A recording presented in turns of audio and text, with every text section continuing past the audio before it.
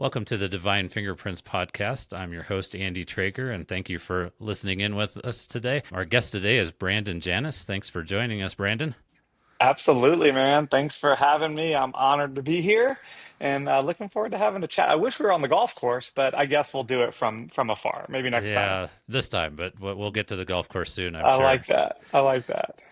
So, of course, we talk about divine fingerprints and what that looks like in everybody's lives on this podcast. And one of the ones I wanted to start with that's kind of fun is that you played flag football back in college, and that ended up changing everything for you. Tell us a little bit about that.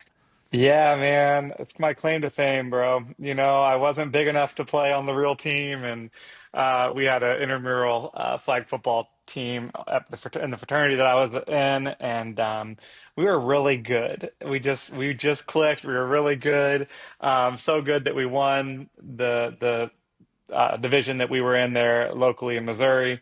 Went to University of Missouri, go Tigers, and made it to the national flag football tournament, which happened to be in Nebraska, in Lincoln, Nebraska, of all places, in November.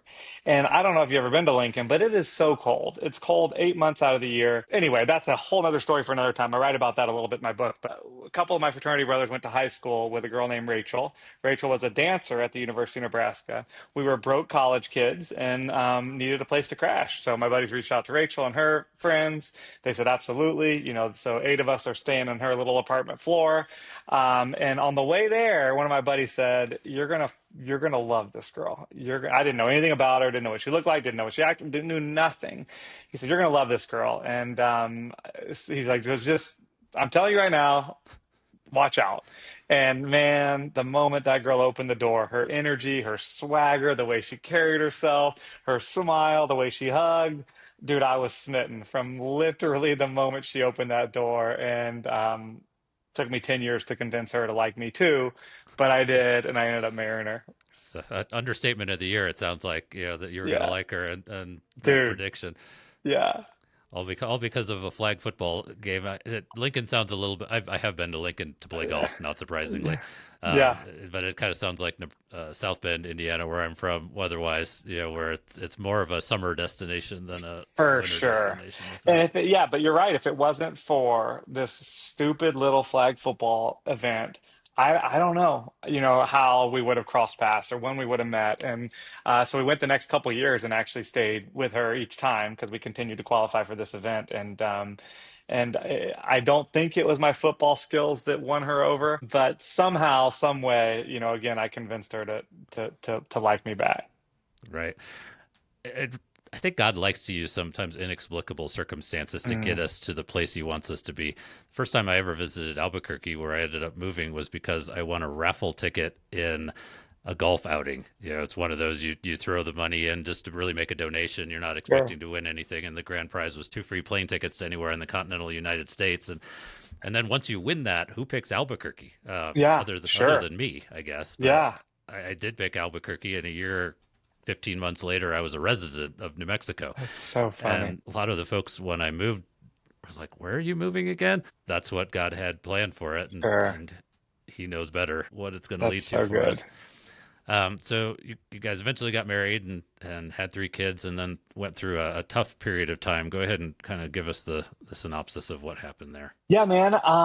Well, right before the tough period, we had a really sweet period. We actually lived in a motorhome for a year and traveled the country. I was a public speaker, speaking at different events, things like that. I was on the road a lot. Rachel didn't like that. We had three kids under five, five and under, and she decided they were going to come with me wherever I went. And so we packed our stuff up, hopped in a 40-foot motorhome, hit the road for an entire year, changed my literally changed my perspective on life and what matters and my like perspective on everything. Like I completely shifted all the things. I learned how to be a better husband, a better dad, a better person, a better coworker, a better leader, all the things that came with it. Not one thing I don't think didn't make me better during that season. And I needed to be a lot better, to be honest. I needed to be a lot better. But what we didn't know is 6 months after we moved out, we actually went to Lincoln, Nebraska, where I started a company. And 6 months after the RV trip, Rachel got diagnosed with breast cancer. Um, Young, healthy, three young kids. I remember thinking when it first happened, man, why us? But we quickly changed that to why not us, man? Like we have God in our corner. We have the resources to make this happen. We have the community of people that are going to love on us and walk us through this. Um, and so we hit it with that. Like, okay, why not us? Let's go tackle this. Well, and that's it's such an interesting thing that God prepared you in that way, Mm, and as difficult as it was, I'm sure to go through it. I'm sure there's some level of gratitude that you got to have that RV time together, and you did such a beautiful job in the book, and I think just in your life of experiencing those moments as a yeah. family together through that trip, and then um, documenting them too, though, so that you'd have all those beautiful memories as well. I am forever grateful for that year in the RV. There were hiccups. The RV broke down in places we should not be breaking down. We were spending night in places we should not be spending the night. There were hiccups when it came to that, but all it did was allow us to be together. Like there was nowhere to go. You can't run and hide in 40 feet, right? Like even podcasts, or if I'm doing something, my kids are running around with diapers, sometimes not diapers, it just became this is it what you're going to get. This is the season we're in. I just realized, man, what matters most, no offense to anyone, is not the podcast or the webinar or the conference. It's literally 10 minutes with this kid who needs daddy, or it's 10 minutes with my wife who needs attention, right? And just learning like, you know what, the podcast can wait. The webinar can wait. A lot of times the client can wait. And what I learned is that clients were respecting me more because I was choosing my kids and I was choosing my family over them in some situations, right? And I think we are we subscribe to this notion that we got to hustle and we got to work and we got to go and we got to go and we got to. This is what matters what matters most is these three and my wife and my community. Again, you have to work, you have to pay your bills, you have to do those things, but I was so off, man. Like for me it was like hustle mode, and this came second, third, fourth, sometimes fifth, where that season taught me, man, I don't ever want to be that person again. And so it did it, and it prepared me for just being dad and being husband and being present. And I am forever grateful that I got to have that season because it changed me as a human. It feels like just in reading Instagram posts and visiting with you and kind of hearing you say things like that you have this beautiful relationship with your children now. They're willing to be vulnerable, I think, even at Yeah. times, and some of the things that the basketball contest that Macklin played and all of that. I could have told you that the Dolphins jersey would have been lucky long That was before it. That he was the one. actually Yeah, made it with the Dolphins jersey. But how do you think that your relationship with your kids is yeah. different now that they've gotten a little bit older because of those early days and that presence that you Yeah, learned? man, that's a great question, dude. And I mean this. I'm not great at many things. I'm a decent golfer. I'm a decent coworker. I'm a decent leader. What I do feel like I've done really well at is just showing up and being dad. And so if I'm ever going to pat myself on the back for anything, it's that. I feel like that because of that experience, because of Rachel beating it in my head that I wasn't here when I was even here, I made a shift and I realized like I don't work when they get home.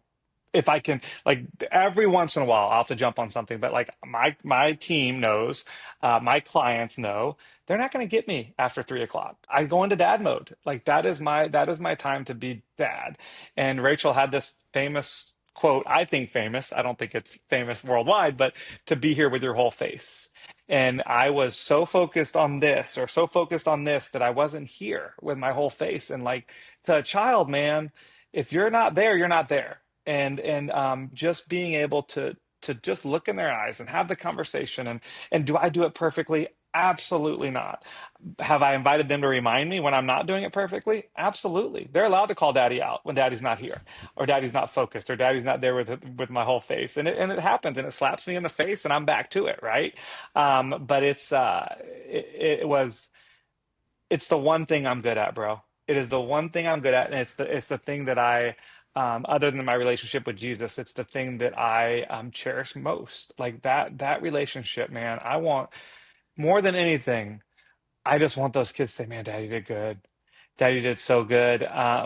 the hardest thing for me, bro, when we lost Rachel was having to be bad cop. Rachel would always let me be good cop. She just let me be good cop, right? So I always got to be when she passed, having to balance bad cop and good cop. Man, to this day I struggle with it. And some days I'm like, man, all I was bad cop today. And my kids are so good, bro. Like they are so stinking awesome. But still, there's discipline and there's electronics and there's things you gotta yank from them. The hardest thing for me is doing that all alone and not having a partner to balance some of the bad cop versus and good cop stuff off of. Sure, I could see that. There's a reason I've been the college counselor at Hope for 10 years and have never even thought about stepping into like an assistant principal or dean's role the times that it's become available, because I'll even ask my students when we talk about careers, it's like, can you imagine me being the discipline guy? You know, inevitably they laugh and be like, huh, Yeah, sure. no. But kind of going back to what you were saying before that, I don't have kids and have never been married, so don't want to pretend it's the same thing, but I've been fortunate to have known I call them my nieces and my nephew basically since the day they were born, and they live Sure. a few minutes away. And the oldest is now in high school, so she literally during the school year tends to sit across the table from me, Yeah. maybe a couple times a day, depending on what happens. And I really try it. It's my office, and so there has to be some work accomplished while I'm here. But at the same time, I really try to give her as much of my attention Yeah, when we man. get to those really opportune moments, because they're not Sure. going to last forever. No. I've been looking forward to the 4 years of high school that I get with each of them as they come through, and Yeah. just so try to make the most of all of those opportunities while they're here, because it just goes so fast. Man, you are so right. And good for you to recognize that because you're gonna blink and it's gonna be over, man. And that's how I am, man. Like these kids, man, like Rachel died 5 years ago, March. So 5 years ago this month. And Macklin's now 10. So he's done half his life without Rachel. And the half that he did, she was sick, And so like, and I'm gonna blink and he's gonna be 20. And it's just like I just want to be here. I want Right. to be here for every single moment that I can be. And again, I want them to look back and say, man, dad was it wasn't perfect, but man, he was there. He showed Sure. up. Almost annoyingly there. I felt that about my parents. Like they were always there, like every day, all the time. And I was so annoyed at the time because I'm like, man, I never have any space. I never have any freedom. They're always, and I look back, I'm like, man, I'm so grateful that mom and dad were here. They showed up to every game, to every practice, to every single thing that I was involved in. And they now do that for my kids. I posted something about that the other day. Like they have the ministry of availability. And I think we can all learn from that. Like they're available, and that's their gift. God's given them this gift to just be available for friends, for family, for grandkids, for kids. Like their ministry is being available. And I never feel guilty for asking them for help or to be there. And they just show up. And it's a way to love, man. To be available for people is showing such a beautiful way to love one another. Right. You actually are kind of leading into what I was going to ask you next. Before I ask you that question, I thing that was popping through my head as you were saying that is it's been so amazing to me that this teenager, that's my niece, actually wants to sit in the office and hang out. Yeah. It's such a gift, and I Yeah, man. want her to hear that as often as I can as well. Yeah. The question I was going to ask though is we we don't live in a vacuum or alone or any of those things. And you mentioned your parents as being such a wonderful show of love and support, and a lot of times we show each other the evidence of God's love and these divine Mm, fingerprints through showing up for people in tough times. And one of the things you talked about in your book was doing that with no expectation. mm. How do people continue to do that for you? Yeah, man. Love shows up, dude. Um, I think Bob Goff said it best when he just said love does. It just does, man. It doesn't ask for an invitation. It doesn't look for recognition. It just shows up. And Rachel was the best lover, when it came to that. She just showed up. She never asked you if she could. She just did, in whatever way that may have been.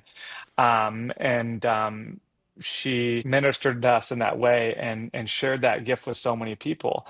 Even as she was dying with like, man, please. please show up for Brandon in these ways. Please show up for the kids in these ways. And family and friends have continued to show up, whether it's the girls' haircuts or it's reminding me about the dentist and that matters, or whatever it may be. Like family and friends have never stopped. I kept hearing, well, after year one, it'll die. Oh, for sure, it's going to die this year. For sure. It is not. I have not felt one bit, and I don't think that everyone feel like that experiences that. So I almost feel bad talking about it because I feel sometimes when I talk about this, people say, "Man, no one shows up for me. No one shows," and I hate that, and I don't know how to even respond to that. I have been so blessed that my community, my tribe, Rachel's friends, our family just keeps showing up. I don't know if they feel sorry for me. I don't know if they're worried that I can't do it alone. I don't know what it is, but I'm so great. The teachers all of them have just made this so much easier than it should be. And it's just love. People love so well that it's almost inexplainable. I feel like we're just wrapped up in this gift all the time, and we never go needing, we never go wanting, we have so many people that have the ministry of availability. It feels like, and this might be something that Bob said and love does as well, or it might have come from somewhere else, but love multiplies itself, I think. And Mm, that unconditional aspect of love, when done right, I think yeah, man. so encouraging to other people that you can't help but be drawn in by it and can't help Yeah. but want to. I think people sometimes see what the people who give love so freely away have, and they realize they want that too. Much like complaining and negativity can multiply itself and spread, so can the positives. And Yeah, we man. have that opportunity, regardless of our circumstances or the way we feel on any given morning, to really share that love with other people and be positive and watch them run with it too. It's fulfilling, it's gratifying.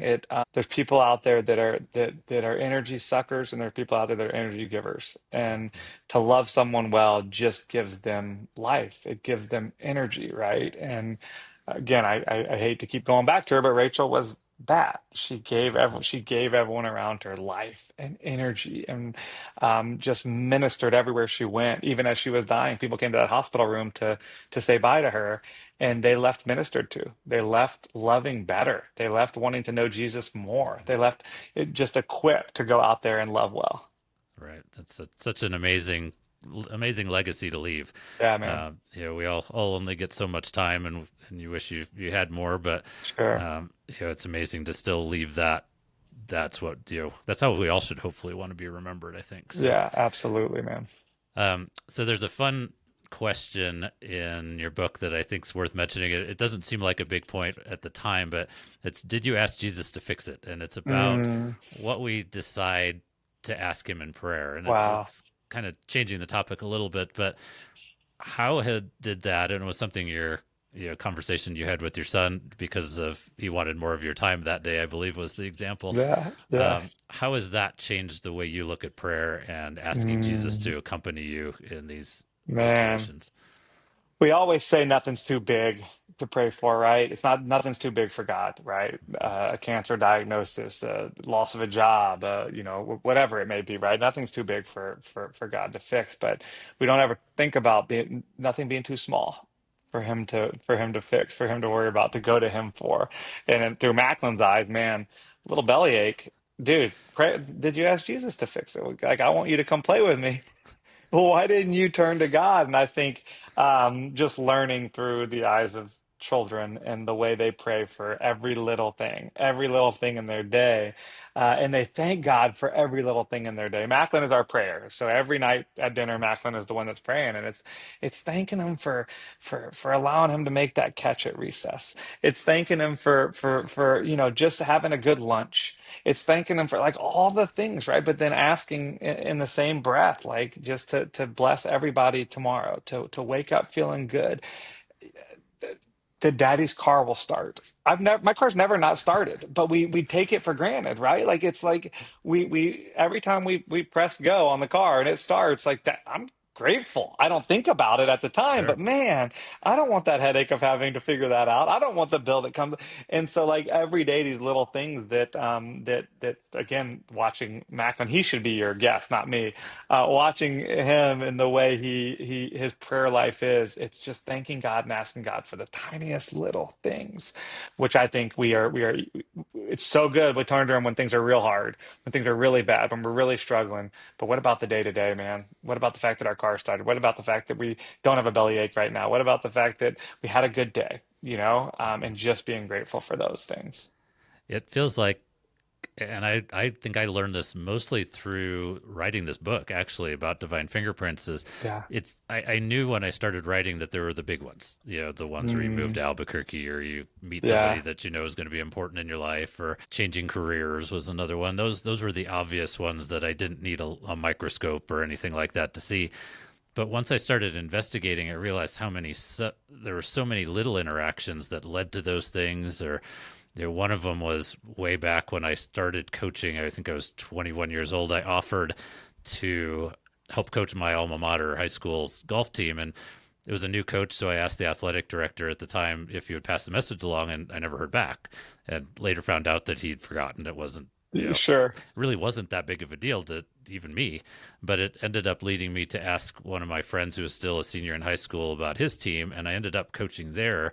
And that coach ended up being a really strong spiritual mentor for me. Oh, wow. Yeah. And it was that school's golf outing that I won the raffle ticket in.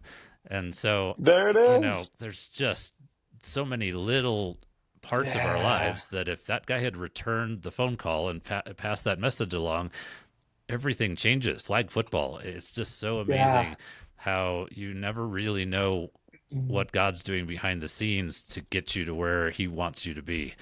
yeah, And dude. That's so good. Thank you for sharing that. I have one to share really quickly. So when we were in the RV, the business that I had crashed. It just crashed, dude. And it was a personal business, and my speaking business was fine. I had another business I was working on that I didn't own, but someone else owned. It just went downhill really quickly. But that was paying me really good, this side. Um, we had private insurance at the time. I was paying out of pocket for those things. And had it not crashed, at the time, I'm like, God, why are you allowing this to happen? Why are you allowing this to happen? It crashed. I went and got this other job, or started this other business, which actually had good insurance. This was terrible insurance. This was good insurance. Rachel then got cancer, and we went through. If I would have been here, I can't tell you how, I mean, the bills would have never stopped, right? And like I did not, you didn't know, you don't know until you don't know, right? And like right. I am so grateful that that crashed. Well, at the time I was like, this is the biggest thing in the world to me. Why are you letting this happen? But it had to happen for me to get here to be able to walk us through this next season of our life. Yeah, sometimes those small kindnesses, they're really only evident in the rearview mirror after you know Yeah, what happened way later in your life. for sure. But I think that's one of those, again, kindnesses that God shows us. It's kind of Yeah, like, those things that you thought were negatives. I really can use them for good if you're looking for it. dude. The thing that we thought were unanswered prayers were so answered. And Right. just not the way we thought we wanted them to be answered, right? Like the Lord knew the entire Mhm. time. This did not surprise him. The cancer diagnosis, the loss of a job, none of that surprised him. It surprised me. I couldn't figure out why. None of it surprised our Father. And I don't know that we're always going to understand the why entirely, Sure. at least not on this side of heaven. I Yeah, suspect we all get to have a conversation with Jesus, on the sure. other side, when we get there, that he explains some of the parts of it that we couldn't piece Yeah, together ourselves. And we've got eternity. So if it's a long conversation, then that's okay. that's all good. That's But right. it's kind of amazing, in that sense. But the understanding it, to me, isn't totally the point. That's what faith and trust and all of For those sure. things do. So let me finish with one kind of capstone question, if you will. And we talked about other people, but what have you learned about God's goodness Mm, through this journey as a widower the last few years? yeah, man. Man, there are some ups and downs. There were some hard days and hard moments and hard I wouldn't say seasons. There were some hard that comes with doing life alone, when you plan to do life with a partner, and that's how you kind of plan your life out, and then that one day is not there, everything changes. I go back to none of this surprised him. none of this was like the diagnosis, the death, the RV, all of it was his. He had his hands on and continues to have his hands on. And I'm just so grateful that I can lean on him. I'm so grateful that I have that outlook, that I know that there's life after this, because I think I'm connected with widows and widowers or people going through things all the time. And without that faith, I don't know where to turn them. I don't know how to encourage you. I don't know what to like. I don't know where, if there's no hope, where do you go? Right. And so the Lord has showed up in the coolest ways for me and my kids through people, through angels, through servants, through community, through this business that I have, through um, flexibility, through allowing me to be dad still and not having to get a 9 to 5, through like all the things that like we don't have enough time to talk about the way that he's shown up for me. So many things may not even make sense at the time, but looking back, you're like, oh, that's why. Oh, that's why that had to crash. Oh, that's why that had to die for something else to be resurrected. You knew, you knew. And so when I am going through a hard moment, time, whatever, one, I'm like, man, he's up to something. I don't know what, I don't know how, but I've seen it way too many times to not know that he's so in control of this, and there's so much beauty on the other side of the broken. It's funny. I feel like I've said something very similar to that. A lot of times I feel like I can't come to the same place in trust and faith through the various circumstances that we go through. Yeah. My dad passed away, about 10 years ago after a long battle with alcohol. Mm, And I happened to read Love Does right at the time that I read it first right before he passed away and then read it again, after I'd had a little bit of time to process. And that was what got me into the education field. And mm, I mentioned in the book that all three of my most difficult circumstances were the things that led me to the greatest pivots, wow. to give me that trust in him, which Yeah. is kind of different version, but same lesson that you just said, in the sense of Yeah. he's That's he's so so good. good, and now when things don't go well, I kind of look at them going, okay, you have a plan for this. Sure. I'm just going to wait and see what Sure. it is. I doesn't mean Sure. I don't complain in the moment, because Yep. we all have that Yeah, reaction. man. But once I have the chance to really pray about it or think about it, it's kind of like, God will use this. I don't know Yeah, how, man. I don't know when, but God will use That's so this. And good. for any listeners who are struggling with anything or going through a tough time, I hope that gives you some encouragement from both of us, just that God will use Yeah, whatever it man. is that we deal with. That's so good. That's so good, man. Well, I'm so proud of you for what you've done, what you've put out here to minister to people through your book, which is fantastic. I got to read it before most people, being a part of your publishing team, your podcast, the interviews you're doing, the people you're talking to, man. You're ministering to people in a really, really cool way and loving them well. And I'm just glad that I got to be a small piece of all that you're doing. Well, thank you. I don't know that it's a small piece, so I very much appreciate you and your team and everything you guys are doing to make this come to life. It's part of the amazing thing I feel like is just the relationships that have been created already through this project, and Yeah, it man. hasn't even been released yet. So Well, um, good. Thank you for saying that. I appreciate you and appreciate your time today, and thank you to the listeners as well for listening in to this episode of the Divine Fingerprints podcast. And we hope you join us again next time. Thanks, Andy. Thank you.